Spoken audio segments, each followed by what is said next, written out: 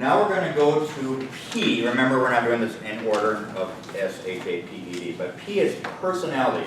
So go back to your handbook, page 11. Page 11 in the handbook.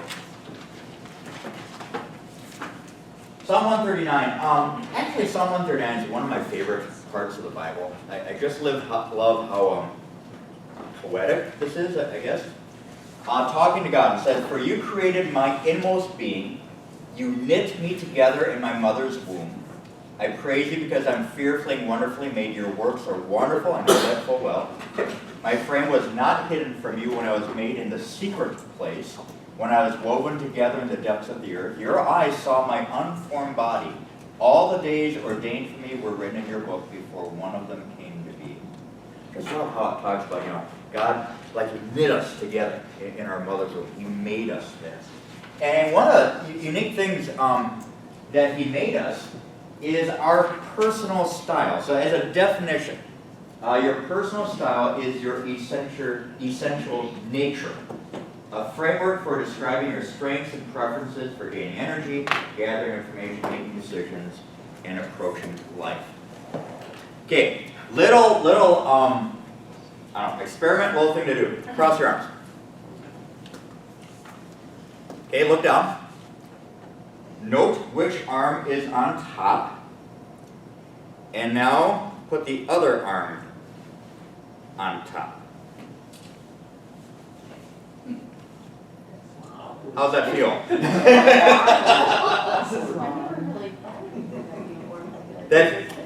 Did you ever know that? There's a way you just naturally cross your arms. Now, can you do the opposite? Yes. Wait a minute. Sorry. This way. But it takes thought. Our personal style is kind of that idea. It's the way we just naturally do things. The way we naturally think of things and look at things. Can we do things differently? Yes, but it usually is draining. Okay? So let's take a look at what your personal style is, okay? Your God-given personal style is the way you prefer to relate to the world around you. That's on page 11. Now we go to page 12 in your handbook. 1 Corinthians chapter 12 says this. "Just as a body, though one, has many parts, but all its many parts form one body, so it is with Christ. For we were all baptized by one Spirit, so as to form one body, whether Jews or Gentiles, slave or free, and we're all given the one Spirit to drink. The point is, we are to be one body." 1 Corinthians continues. "Even so, the body is not made up of one part, but many. Now, if the foot should say, 'Because I'm not a hand, I don't belong to the body,' it will not for that reason stop being part of the body. And if the ear should say, 'Because I'm not an eye, I don't belong to the body,' it will not for that reason stop being part of the body. If the whole body were an eye, where would the sense of hearing be? If the whole body were an ear, where would the sense of smell be? But in fact, God has placed the parts of the body, every one of them, just as He wanted them to be. If they were all one part, where would the body be?" So the point here, a few key points. First of all, don't devalue your own uniqueness. The flip of that then is, don't envy other people's shape because God has designed you with your own purpose. Ultimately, it is God that has arranged all the parts the way He wants them to be. Let's keep going with 1 Corinthians 12. It says, "The eye cannot say to the hand, 'I don't need you.' And the head cannot say to the feet, 'I don't need you.' On the contrary, those parts of the body that seem to be weaker are indispensable, and the parts that we think are less honorable we treat with special honor. And the parts that are unpresentable are treated with special modesty, while our presentable parts need no special treatment." But here's the point. God has put the body together, giving greater honor to the parts that lack it, so that there should be no division in the body, but that its parts should have equal concern for each other. If one part suffers, every part suffers with it. If one part is honored, every part rejoices with it. The point here, we need each other. We are to be interdependent. You remember that from last week? That's what God wants. We are to be interdependent. We need to learn to appreciate and value our differences and not want to make everyone like me. Differences are designed to complete you, not frustrate you. Okay? We need each other. Go back to one of the other key points right before that. The idea, don't devalue your own uniqueness and don't envy other people's gifts. Way back in the 80s, one of the movies that won Oscar for Best Movie was Amadeus. Any of you ever seen that?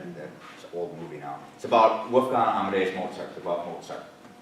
Mozart is a genius musician, okay? He was composing orchestras at age 7. That's just crazy, okay? And he was pretty much a jerk, too. He was very, very, very much full of himself. Well, in the movie, and this is based on true events, it's not exactly accurate historically, but in the movie, there's another composer called Salieri. And he's worked his whole life to achieve his status as the court composer. And here comes along this young, just jerk, Mozart. And he sees in Mozart all these gifts, all the skill that he wanted, but he worked so hard just to get a little part of it. And there's a scene in the movie where Salieri is praying to God, but he's basically complaining to God. Why, after all this work, why does this guy who's come in with no effort can do so much more than I can? It just so happened when that movie came out, I was in 7th grade, I think. And I started playing violin when I was 7 years old. So by 7th grade, 7, 8 years I've been playing for a while. And a classmate of mine decided to start violin too, as a 7th grader. In a matter of about a year, he not only got up to the same level I was, he got better than I was. Do you know how frustrating that is? Oh, that just bugged me to no end. Is the cross on the forehead? Yeah, not yet. Yeah, Not yet.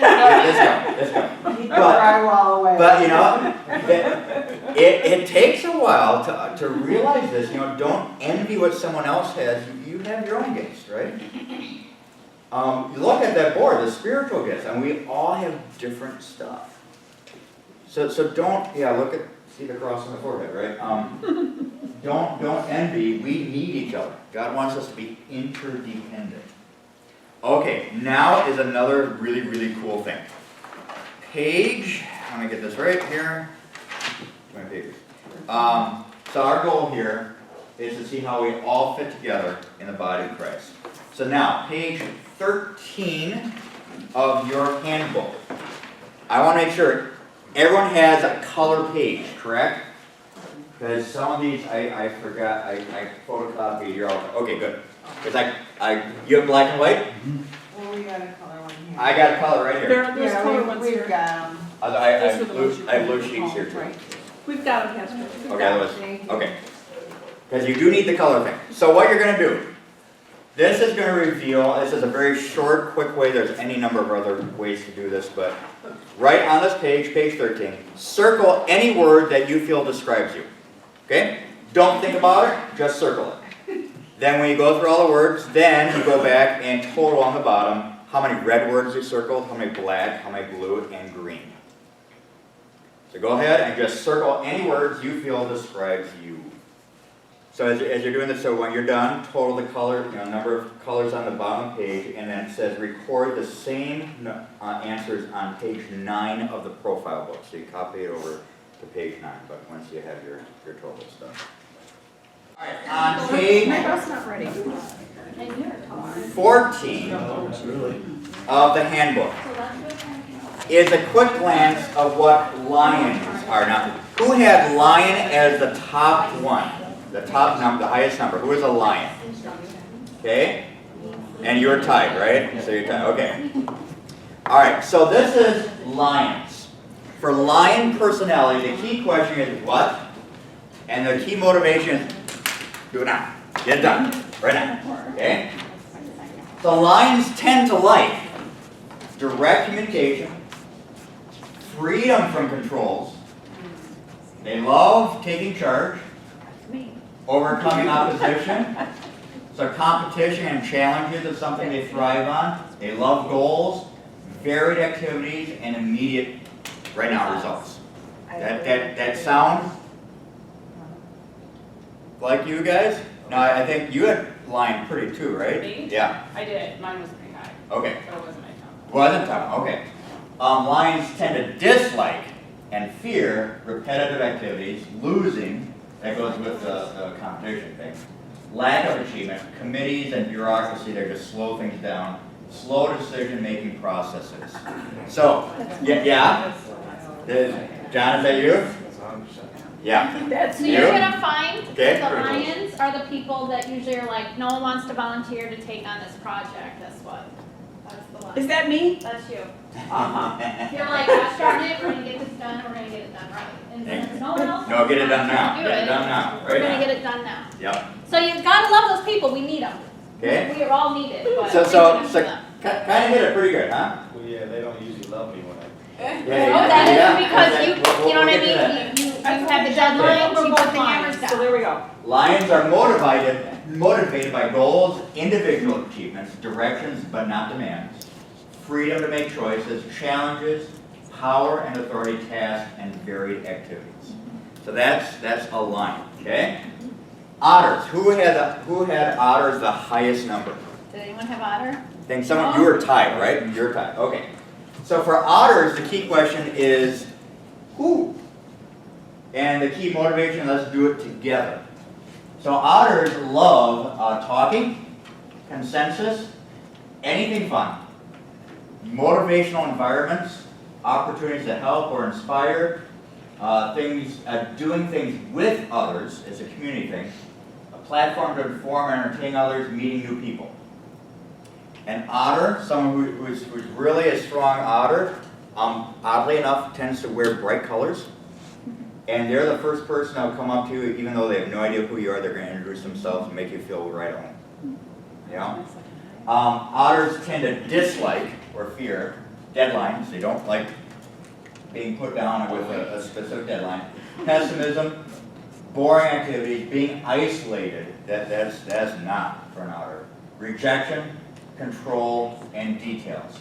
And so otters are motivated by recognition and approval, freedom of expression. They love fun. They love challenges, the flexibility, being around people. People is a big thing, and the togetherness idea. So you have those people that you know that like to have parties a lot, or when you go out to a restaurant, they're the greeters, and you can tell they're just like working the group and the people around it. Or if you like to go to restaurants or bars, there's always that really loud person that you hear. I guarantee that that's them. Or I mean, they like to be encircled with people, other people. They're awesome. They're the fun people that get parties going, get people excited. The entertainment crew, right? And they're awesome. You need them. I mean, didn't we talk to someone that went to the grocery store and they said their mother is such an otter? We did a Bible study on this. That's right. And she said her mother is such an otter that she lost her keys or something happened, and by the time she left, she had like 8 people helping her look for them, and they knew her life story, and just because she's such an otter.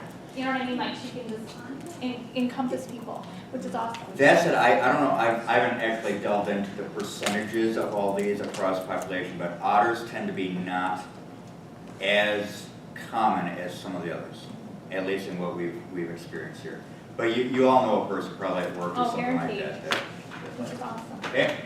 Golden retrievers. Who had golden retrievers the highest?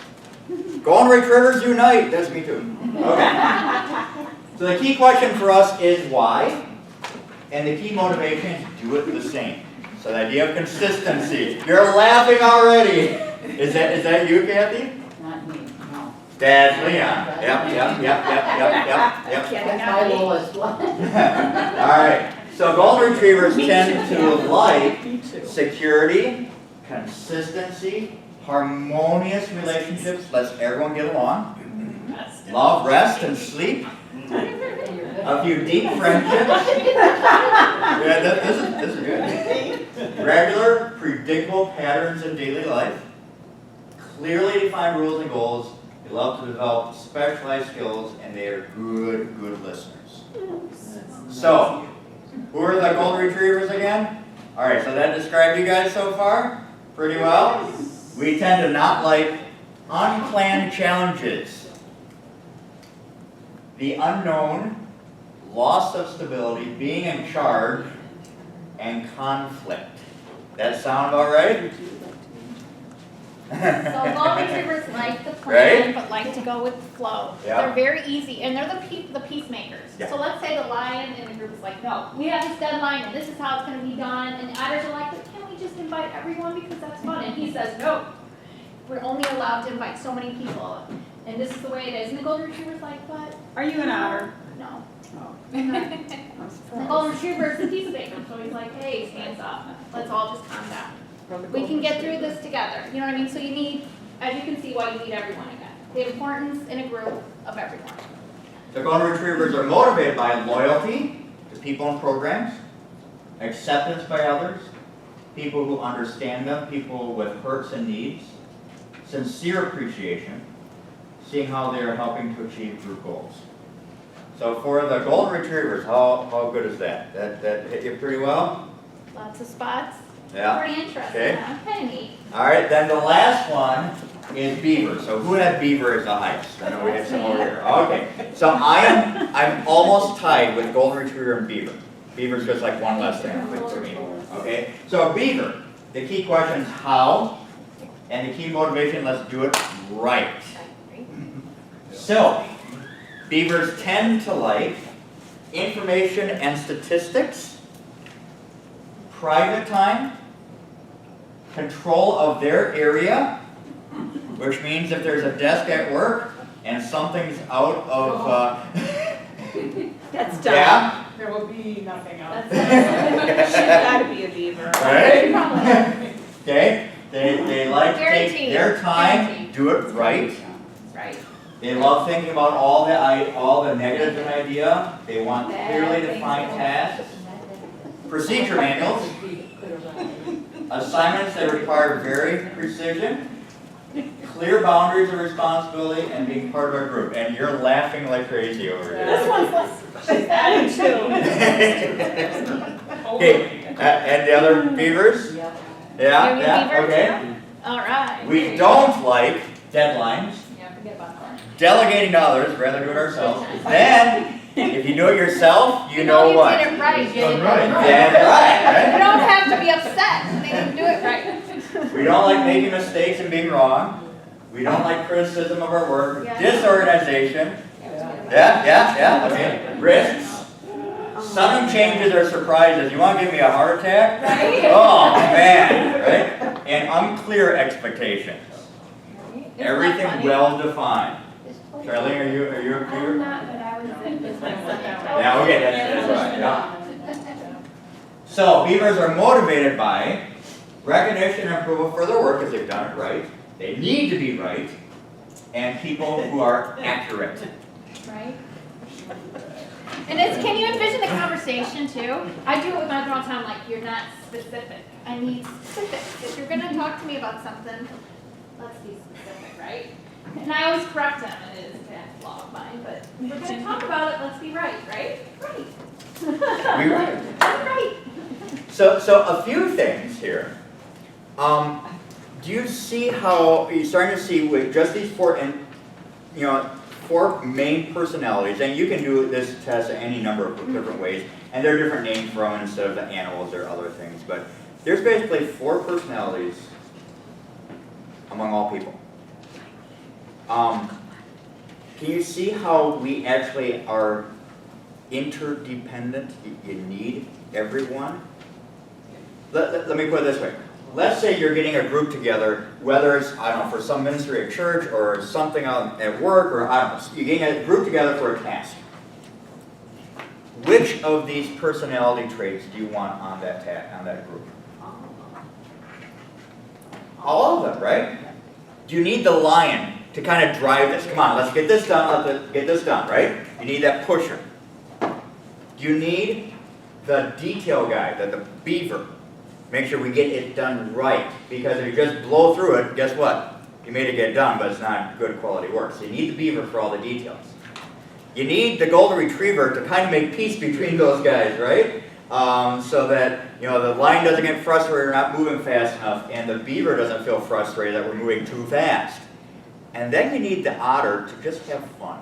Right? Thank goodness for them, because So you really, ideally, you want all 4 personalities because they all bring something. Now, here's the thing.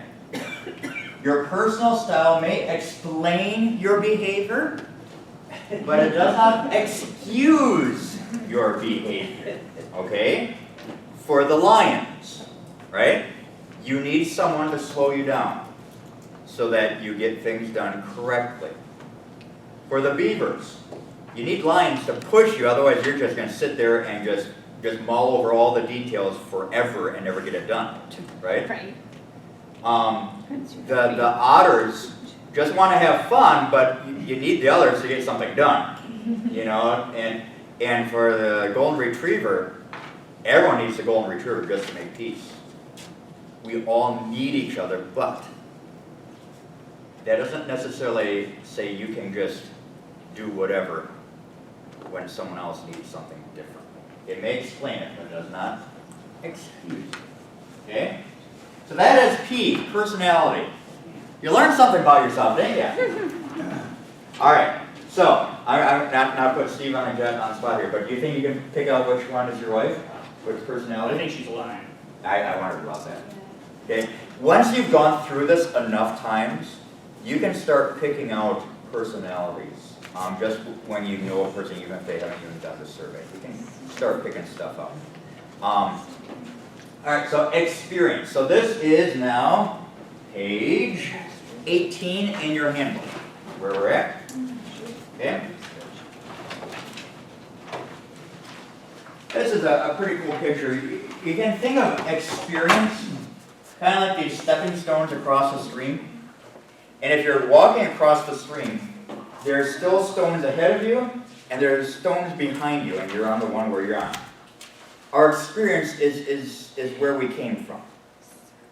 And we're going to go through this fairly quick, because what we found is our experiences are all different, because we're all different individuals with different pasts. But they can also be really, really powerful. And so when we get to the experience survey, I guess, we're just going to have you do that on your own at home. And if you want to share something from that, you're more than welcome to. But that's going to be a very personal thing. It's for your eyes only type of thing, okay? There are, and we can all think of this, and, our experiences really can define us or definitely affect us today because of what's going on in the past. So as a definition, okay? Experiences are those situations in our past that God uses to enhance our ability to serve God and others. There's an awesome Bible verse. You hear this a lot. Romans 8:20. We know that in all things God works for the good of those who love Him, who've been called according to His purpose. The point here is God has a plan and a purpose for each of our lives. He works all things out for our good, and that's our eternal good. That's His purpose for us, is that we are with Him in heaven. So He's working out things for our eternal good. There's some cool quotes here. I really like those. By Kierkegaard, life can only be understood backwards, but it must be lived forwards. Isn't that true? You can't go back in time. No time machine's invented yet. You can only live forwards, but the only way to really understand you and yourself where you are is by looking back. Or this, God sees our life from beginning to end. He may lead us through a storm at age 30, so we can survive a hurricane at age 60. Think about that for a minute. Just give you a personal, the point here, there's a purpose to your past. Give you a personal example. So my mom's mom, my grandmother, when I was a freshman in high school, She ended up moving in with us for about a year. She had Alzheimer's, but wasn't bad enough to go to a nursing home, but not good enough to stay by herself, kind of that in-between point. And, Alzheimer's, I've often described Alzheimer's as a person is growing backwards. They're de-aging. So their memory literally goes back to when they're young. And they have phenomenal memory of when they're growing up. They can't remember what they did 2 minutes ago, but phenomenal memory of growing up. And eventually the person just keeps on regressing and they become like a toddler, just mentally and such. Eventually they can't walk, they can't feed themselves, it's just like aging backwards. Well, like I said, my grandma, she wasn't like that. She wasn't bad enough for nursing home. But, so here I am, 14-year-old, 15-year-old freshman in high school, and grandma is living with us. And she's grandma. You love grandma, but she's also a lot older, right? I mean, so there's respect there. But you have to treat her or deal with her like she's a child. And to learn how to do that with respect, that's not an easy thing, That wasn't an easy year. Jump ahead a few years after that, when I was in college, and then I was going to be a pastor at the seminary, my dad got Alzheimer's. So my mom, dealing with her mom, then was prepared to deal with her husband, my dad. And she would, when he went into the nursing home, she would go there every day and feed him, make sure he got what he needed to eat. And now, my mom has Alzheimer's. And so each one, right, God sees life from the beginning. He may lead you through a storm at age 30 to get you through something later on. What God prepared me in high school to college to now, I can look back and see God preparing me for that. Right. So experiences are really, really powerful. We're going to go to a video here. And this is a really cool video. As we watch this video, I want you to pay attention to this girl's experiences. And we'll talk about that after the video. But what did her experiences lead her to do? And how did it affect her? So this is a video. And I, just off the top of my mind, forget the girl's name, but you'll find out here soon. I really believe that people can tackle far more than they think they can. My name is Veronica Scott, I'm 24 years old, and I'm the CEO and founder of the Empowerment Plan here in Detroit. I think women have a really difficult time understanding how valuable they are. The idea of self-worth is very important to me because I grew up the kid of addicts, and we were kind of set up for failure. We were set up in a hole that we had to climb our way out of. I ended up getting a great scholarship to go to college, and a class ended up changing my entire life. The class assignment was designed something to fill actual needs. I did my research at homeless shelters. So the first project I created was the coat. The coat looks like a regular jacket during the day, but when you open it up, you can actually slide your feet in all the way up to your knees and Velcro it closed again to make a sleeping bag. I was talking to the homeless population in that area and getting feedback and making prototype after prototype. When I was on like prototype number 7, a woman came out of the shelter that I was in and she was yelling at me. She was full on screaming. And she said, "We don't need coats. Coats are pointless, we need jobs." And really she was completely right. Because a coat is just a band-aid for a systemic issue. And what really would have the impact is hiring the population that would need them in the first place. We hire only individuals from homeless shelters, and then we train them in everything from sewing and manufacturing to employment, as well as tech and whatever they need to become more independent and to be proud of their accomplishments and be proud of themselves. I'm happy to be working for a cause. It's no greater joy when we coming to work knowing that I can make this coat and help somebody that was in my position. So I take great pride in what I do. I really do. You know, actually, I sat at my dinner table with my son last night and I cried because I was like, you know, last year we were just in a shelter and now this year we're in a home. I was the only person that could create this opportunity for my son. And that's all we're trying to do, is give them the power to take control of the life that they want to lead. No matter what you've gone through, you still can do a lot with what you have.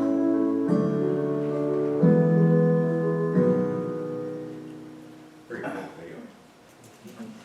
All right, so I want you to think about her experiences, okay? So what were some of the experiences that she had that led her to this point? What kind of childhood was it? Yeah, her parents were addicts. So let's talk about that, and very much a negative experience growing up, right? When someone has a negative experience, pretty much a person ends up doing one of two very different things, right? What are the two drastic different things that they could do? Repeat, or do they just the opposite, right? Well, she thankfully didn't repeat, right? Okay, so what were some other experiences that she had leading up to this point? College, right? And the one class, the one assignment in the one class, right? She was grateful for the scholarship. Yeah. That's kind of important too, isn't it? It's how you view things. So the assignment was to make something real world, so she's trying to make this jacket or coat that goes into a sleeping bag. What experience in that process? The person that what? That yelled at her. Screaming, she said, right? Okay, so when someone's yelling or screaming at you, what's their first reaction? Right? John, what's your first reaction? Well, I would have said, did she give her a coat first? Right? Because I'm like, beggars can't be choosers. Right? But I get where she's coming from. Right? So I think for most people, the first reaction if someone's yelling at you, you defend yourself, right? Yeah. But she didn't. What did she do? Less than criticism. Man, that's huge, right? She stopped. Yeah. Bingo, right? Hey, you listen. Good job. Yeah. So all those experiences, but not just the experiences, also how she reacted to them. And I think that's the key thing here. Led her to this point. So, gotta go back to PowerPoint here.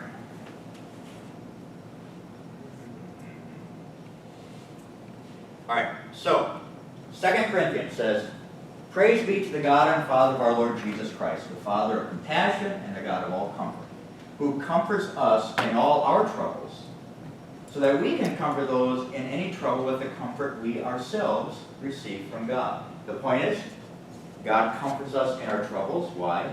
So that we can comfort others. All right, so life experience inventory. This is page 19 of your, page 19 and 18, 19 and 20, sorry, of your handbook. And like I said before, this is purely on your own. When you go home later today, if you want to do this, go through these questions, really think about it, very personal. What we've experienced is that we used to do this, talk about this in class. And some people's experiences can be very positive. They can be very negative and very powerful and really bring out a lot of emotions. And so that's why we just have you do it on your own, okay? It's usually those powerful emotions about the past that really can drive a person to something. I mentioned, the whole Alzheimer's thing with my family. Can you imagine I'm a little passionate about Alzheimer's, because it's directly affected. It's going to be completely different, whatever your experiences are. So that is purely on your own for your eyes. You do it yourself. Again, if you want to share that, you're more than welcome to. but we're gonna skip that part right now. And finish this section with a question. Do you seriously think God can't use you? Here's the thing about our experiences. Whether they're positive or negative, it is a very real and normal feeling, I think, that, who am I? Who am I that God, God can't use me. I've got too much baggage, or I've done this, or this has happened to me, or something like that. I have a video here. It's one of my favorite videos. It's very funny. But to get the humor, you have to look at the person's name tags. Okay? And if you know a lot of Bible stories, you're going to get a lot of the humor. I just love this. Here we go. All right, next up, King David. Thanks for coming, King David. What qualifies you to be our next small group leader? What was that word you used before my name? King? Yeah, king, right. How many of those am I up against? What strengths? Plagues. I'm pretty good with the staff. Can't decide who gets the last brownie? Cut it in two. Boom. Wisdom. Party lunch buys water. Desert survival skills. Weaknesses. Mountain climbing. Commandment retrieval. Relative to. And I can make a pretty mean goat sausage. Okay, I mean, maybe haircuts. Whose isn't? So I lied. I said my wife was my sister. They were going to kill me. Why are we even getting into this? I'm just not sure we're comfortable with you in a leadership position. Look, Jesus Christ himself called you Satan. He was trying to make a point. Get thee behind me, Satan. I believe is the exact quote. Bathsheba. I knew you were going to go there. It was a rock to the back of the head. I really regret that it happened. And that's when you slept with the maid? My wife said she was fine with it. Abraham. What? Come on. Okay, timeline. First I slept with his wife. No. I didn't kill Christians. Then I lied to him. I was just watching people's coats. Then I had... Okay. They killed Christians. It's a long time ago. Besides, that was a different guy. That was Saul. Have I ever killed anyone? What? You got somebody giving you beef? Huh? You do something taking care of? Where's the app? Yo, bring it, huh? Didn't you deny Christ 3 times? No. Well, I'm pretty sure you did. No. Yeah, I'm almost positive. No. Okay, I did. No, I never killed anyone. Why would you even ask that question? This is the guy. Hold on, I mean, I do have some questions about my qualifications. I've never been to seminary. Oh, you'll do fine. I really don't have a whole lot of experience. Do you love God? Yeah? Do you want to help people? Sure. Do you have a harem? No, I don't have a harem. All right, we're good then. Thank you. Yes. Let me think about this for... Okay. Oh, wait a second. Look who has them. Still got the tablets.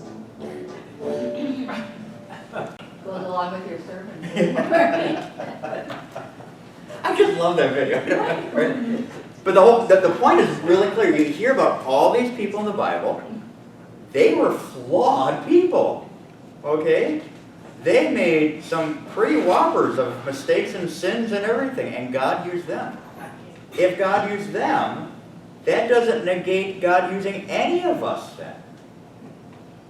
Whatever our past is or isn't, God can and will use us. And actually, I think, not in spite of our past, but because of our past, He uses us.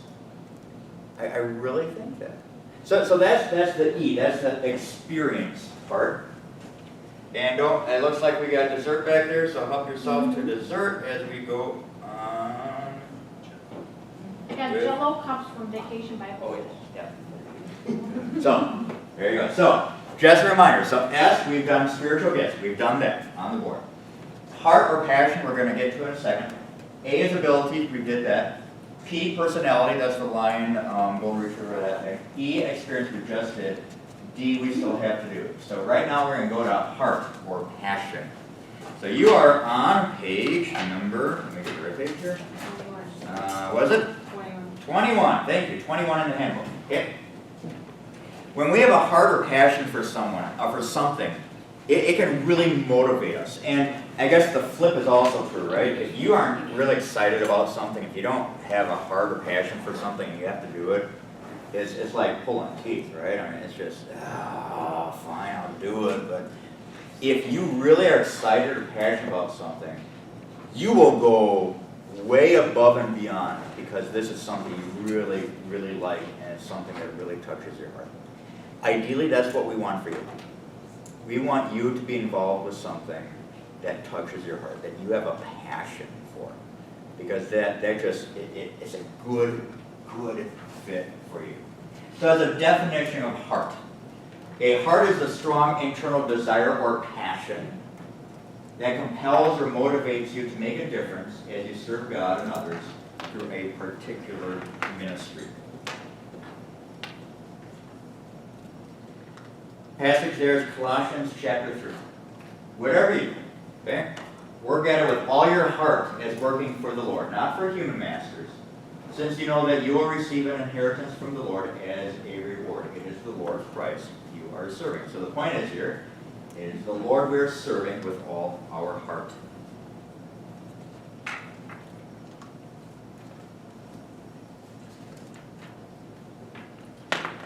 And going on page 21, Nehemiah 2 verse 12. Nehemiah says, I set out during the night with a few others. I had not told anyone what my God had put in my heart to do for Jerusalem.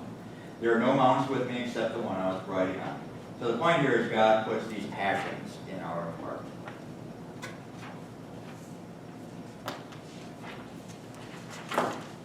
And before we do an assessment to help you kind of get an idea of what you are very passionate about, we're going to watch another video, and another cool video. And as you watch this, think about, okay, there's this guy, he's a football coach. Try to figure out what he's very passionate about, what he has a heart for, okay? At the Gainesville State School, things are not quite like they are at any other high school campus. Here, the students, ages 13 to 19, are all convicted criminals. Theft, burglary, drugs, if you have committed armed robbery or aggravated robbery, and most of the time it's repetitive behavior. And we hope eventually they redirect themselves. Life at this maximum security facility is anything but normal. Yet if these kids achieve in the classroom and meet the school's strict behavior standards, they can play football. The one thing that provides a brief brush with freedom. I seen it as a way that I could release my energy. You know, a good way to get that attention on my chest. So that's how I picked it up in the first place. But then after a while, it really motivated me. The chance of getting to smell that popcorn, the chance of seeing a cheerleader, the chance of hearing these people in the stands yelling and screaming and the band's playing and everything else like a football game, and that's what they look forward to. Yet for the Gainesville boys, every game is an away game. Every crowd, an away crowd.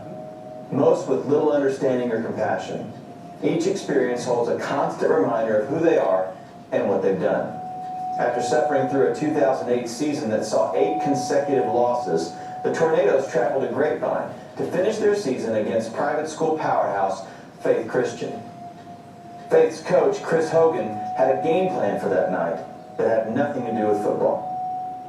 As soon as I knew Gainesville was in our district, I wonder what that's going to be like. I mean, I bet you there's a way to impact them.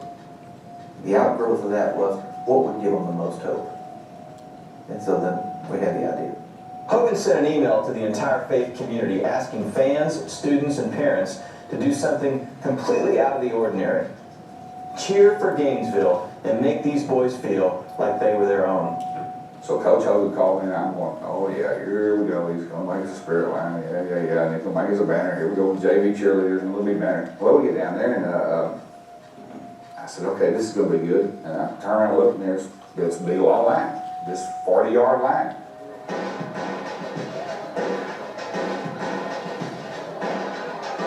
This surprised me. I couldn't nothing. This is way past amazing. I just seen all the people right there, and I was just shocked, surprised. Then when I found out it was a spirit line, they wanted us to run through it. I mean, I don't know, it was just a good feeling to have. All the people just kind of come out there and support us. I figured we was gonna go around it. I figured it was for the other team. But Coach Williams, he said, run. And I said, they're on the right end. They're here for you. Why are they here for us? I said, don't worry about it.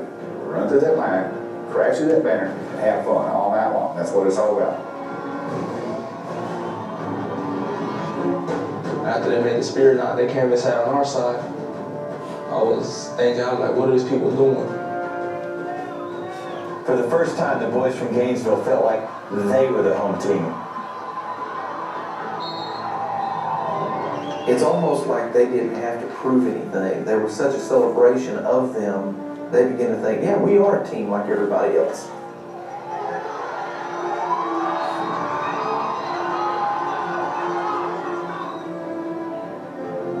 While the scoreboard showed Gainesville coming up short that night, losing by a score of 33-14, it hardly mattered. Just that feeling that we had, you couldn't convince nobody on that team that we lost. I felt like God was just touching upon all of us and letting us know that there's people out there that care about you, even though they don't even know us. That was the first time they ever seen us ever in their life. What we did in our past, they didn't care about that. They just cared that we was there right then and there, and they wanted to love us like their own kids. Their emotional maturity went up several years that night. When they saw that there were more people out there that were giving of their heart, these are things that make me feel that they're just as important as any other kid on the face of this earth.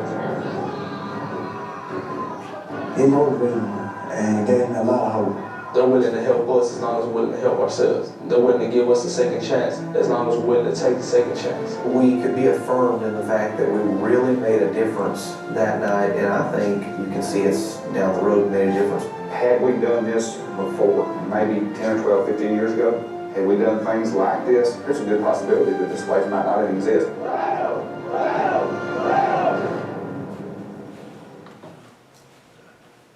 Another cool video. All right, so let's talk about passions. Chris Hogan, the coach of Faith Christian School. What would you say he has a passion for? What does he have a heart for? People. Okay? Kids. Kids. If you want just a broad spectrum, right? Teenagers specifically, right? That's a type, okay, so what kind of issues do you think he feels passionate about? Adversity. What? Diversity. Adversity, right? Maybe, however you say that. You know, kids growing up in bad situations who've made bad choices, right? They're in jail. They've done some stuff. He has a heart for them. Okay, so how did he use that heart? How did he use that passion to make a difference? In a practical way. In a very practical way. Okay, did you catch one of those teenagers? What or was it, yeah. No, it wasn't one of the teenagers. It was the other coach saying, you know, if this had happened years ago, what would have happened? Yeah, that jail wouldn't be needed, right? In that one night, that one game, how many, you know, what kind of maturity jump was there? In just one night. Yeah. So that's a great example where someone, their heart, their passion for a type of person or a type of situation, they just go with it, and they made, obviously, quite an impact on them. By the way, I checked out a little bit ago the One Heart movie that they're making of this. They're still trying to get money for it. So, yeah, that's an amazing thing. So let's talk about your heart, what you feel passionate about. Okay. So there are any number of ways that you can look at this. Look at page number 22 in your handbook. Okay. You can look at it in you know, what you feel passionate about in a type of group, or social issues, or you know, types of needs. So that on page 22, just circle anything you feel passionate about, okay? This is the, people groups. And maybe there's another group you can think of, that's why there's other on the bottom. Just circle right now real quick, take a minute or two. What are types of people groups that you feel drawn toward, that you have a passion for? Page 22.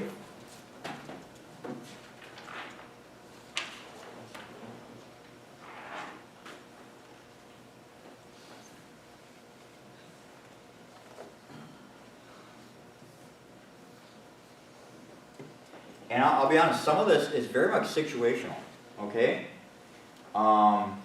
When I first took this class and we had our first child, young children was very something much I had a passion for, right? Because that's the situation I was in. I don't know if right now I would say the same thing. I think more high school, because my oldest is going into high school. So it can be very situational what you're going through in your life right now. So just circle on page 22 anything that you feel drawn toward. And then the other book, the profile book, page 10, says list your top 3 people groups.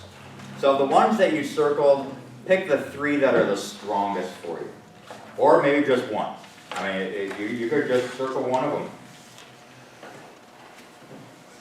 But transfer over onto page 10 then what you feel would be the strongest one for you.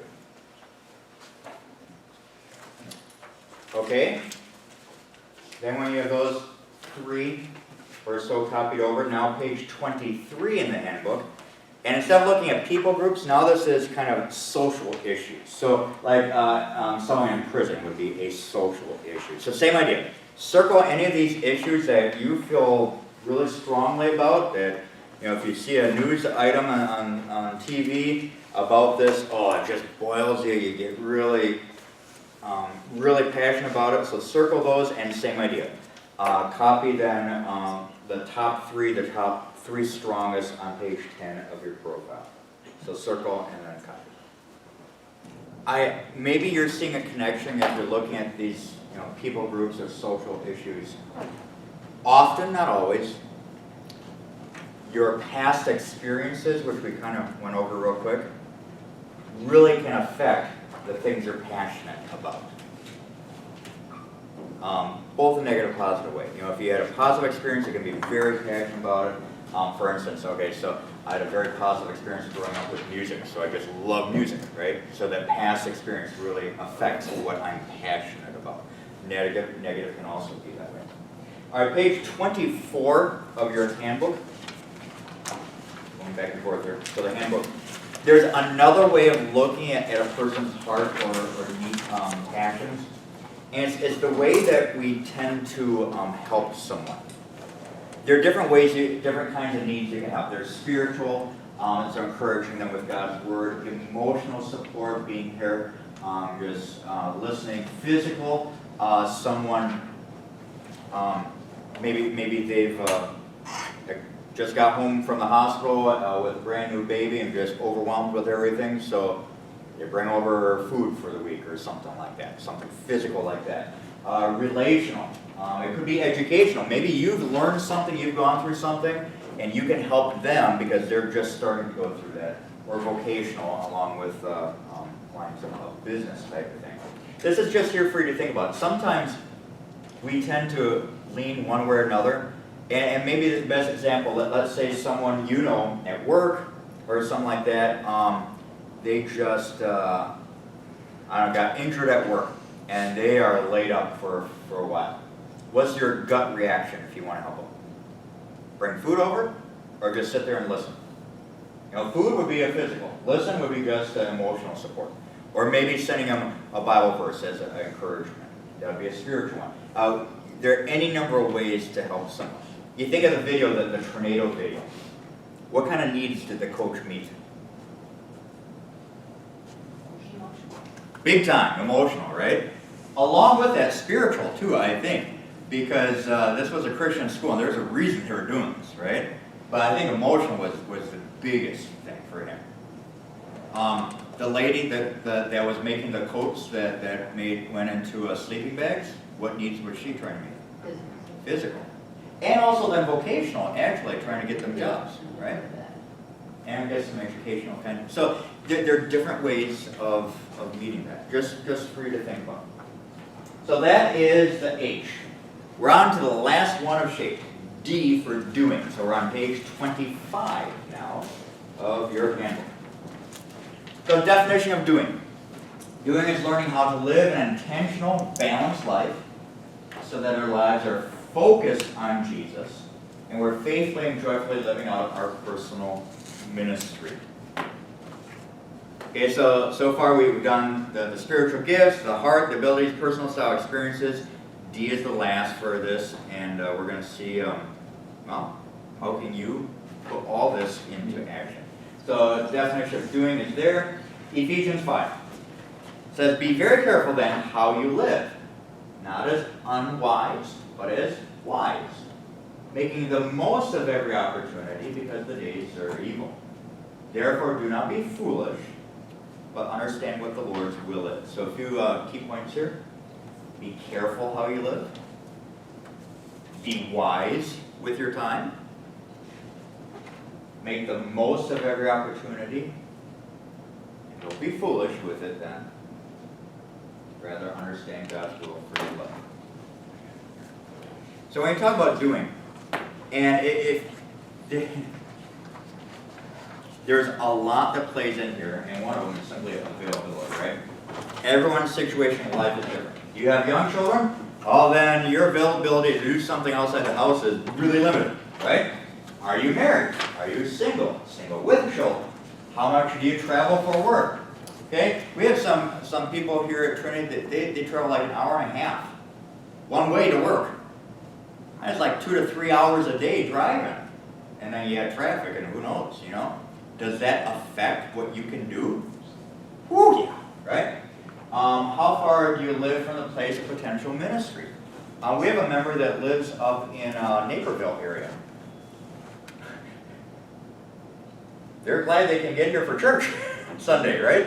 During the week, forget that. That's just, yeah. So there's a lot. What community activities are you involved with? And maybe that's something that you can use with just a different view of looking at it, and this is a way you can view as your personal ministry. A lot of questions to think about, a lot of things that play in.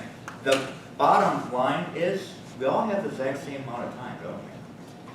168 hours in 1 week. And any Harry Potter fans here? Okay, there are no time turners, right?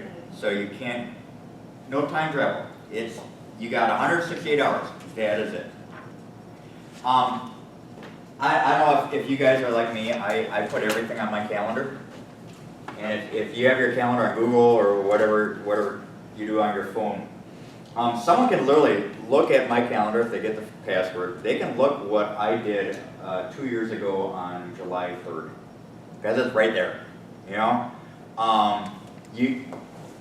If somehow our cell phones are still powered and last hundreds of years past us, and there's an archaeological dig, and they find my cell phone, and they can turn it on, they know a whole lot about my life, about what I do.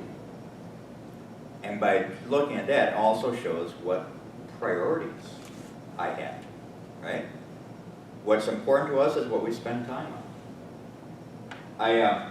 For the older in the crowd, my grandmother that had Alzheimer's, when she moved out of her apartment, her stuff got put in a closet at home. And years ago, cleaning out this closet of all grandma's stuff. Okay, oh my goodness. She had to have been a beaver because she was detailed like crazy. And we found checkbook records. Anybody know what those are? Right? I rarely write a check anymore, it's all online, but this was her checkbook records from like the 60s and the 1970s, okay? And there, okay, I just love this, like gas for the car, $2.05, and that tanked up the car, okay? And electricity for the house for the month was, I don't know, $1.50, you know, natural gas. I mean, it was all these things and crazy prices. I can't imagine, paying off the house payment was like $100-some. I mean, it's just, wow. But every week, right there in her register, she wrote out a check to church. Did that give me a glimpse into what she thought was a priority? Absolutely. And our time also shows what is a priority. So, here's another video. You and I might spend about 70 to 80 years on this earth. Not long when you consider the timeline of eternity. Have you ever wondered what life is all about? Every day we get bombarded with the message to pursue the things of this world. Make money, get stuff, be comfortable, live well. More, and me. That's the prevailing message of our day. Our generation has a hijacked version of the American dream. But as Christians, we know deep down this distorted view of life isn't real life. We read what the Bible teaches and we see how Jesus lived. Every day we face a choice: to pursue the me mindset of the American dream, or to pursue Christ. What if this generation was willing to trade in the pursuit of the American dream for a world that desperately needs Christ? To be traders. A trader is a new kind of missionary, not defined by geography. Where you live doesn't make you a missionary. The mission you're on makes you a missionary. Being a trader is a movement that requires us to live out our faith, not just talk about it. As a trader, we must choose daily to sacrifice and be intentional with our time, money, and skills. We can be like the Good Samaritan in the parable. When we're on the road of life and see someone in need, we choose to help. We follow Jesus' instructions to go and do likewise. A trader must hate injustice and find specific ways to bring the hope found in Jesus to desperate situations. It's easy to identify what you hate. What makes your heart break and your fists clench? A trader sees work as worship. Everything you do in life, including your job, can be an opportunity to worship the God who created you. Because God is glorified when we use our God-given passions and skills with excellence. And finally, a trader must act swiftly because the time is right now.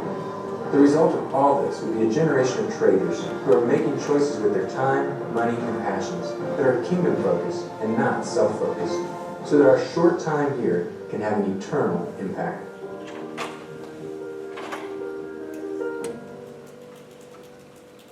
Talking about doing is not about adding more. It's just about how do we use the time we have. Be wise about it. Here we go. So, past ministry involvement assessment. This is page 20. Oh, sorry. Back in the profile. Page 11 in the profile. If you've ever been in a church before and you've done things, if you'd like to write down some of those things you've done, or on the bottom half, if you've been involved in school because of your kids or community groups, and just list some things. And the real key is, was this a good fit? Or was it was it something that really touched your passions, or was it something you just did because someone roped you into it, or something like that. So just take a few minutes, and if there's nothing here for you to write down, that's absolutely fine. This just gives us a good idea if, let's say you were part of a parent-teacher organization at school, at previous school, and it was a really bad experience. That's good for us to know. If maybe you're part of, I don't know, Little League, and it was awesome. Okay, that's good to know too. So just take a minute or two.